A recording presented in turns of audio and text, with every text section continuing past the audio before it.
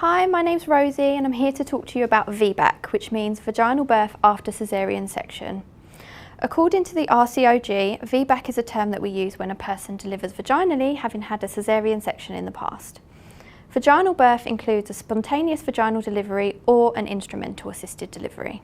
72 to 75% of people who have had one previous caesarean section have a successful VBAC, and people that have had one previous caesarean and one previous vaginal birth have an 85 to 90% success rate. However, VBAC is not advisable for people who have had 3 or more caesarean sections. Having other risk factors affecting your pregnancy may affect your likelihood of having a successful VBAC. When you become pregnant again following your caesarean section, you can discuss your birth options with your midwife. You will then have a more in-depth discussion and make a plan with our consultant midwife, or if you have risk factors affecting your pregnancy, one of our consultant obstetricians. The recommended place for you to have your baby would be our consultant-led labour ward. There's a page in your handheld maternity notes that includes relevant risks and statistics related to VBAC. This will be discussed with you at this appointment. There are many things to consider and discuss when planning a VBAC.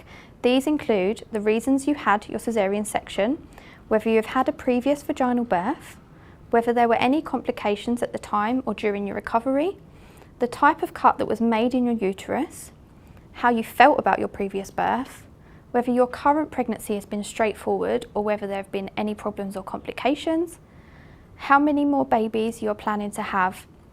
The risks increase with each caesarean section, so if you plan to have more babies, it may be better to try and avoid another caesarean section if possible. Your birth plan and your choices are still very important when having a VBAC, and we will do our best to facilitate your choices in the safest way possible for you and your baby. We have a birthing pool available on labour ward should you want to use it, and as it is recommended that continuous monitoring is used during your labour, we have wireless waterproof CTG monitoring available. When you're planning a VBAC and you go into labour, we would like you to be assessed a bit sooner than usual. Please contact us if you're having any regular contractions, any pain in your scar or tenderness, any vaginal bleeding, or if you're having any continuous abdominal pain. We can offer you an induction of labour if your baby isn't here by 10 days past your due date. Mechanical methods of induction such as dial-a-pan are preferred. If you would like to have a VBAC but you wouldn't like to have an induction of labour, you can have an elective caesarean section booked for when you're 10 days over your due date in order to give you time to go into labour naturally.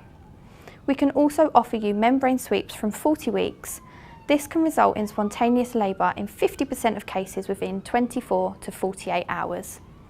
If you have any questions or concerns, please contact your midwife.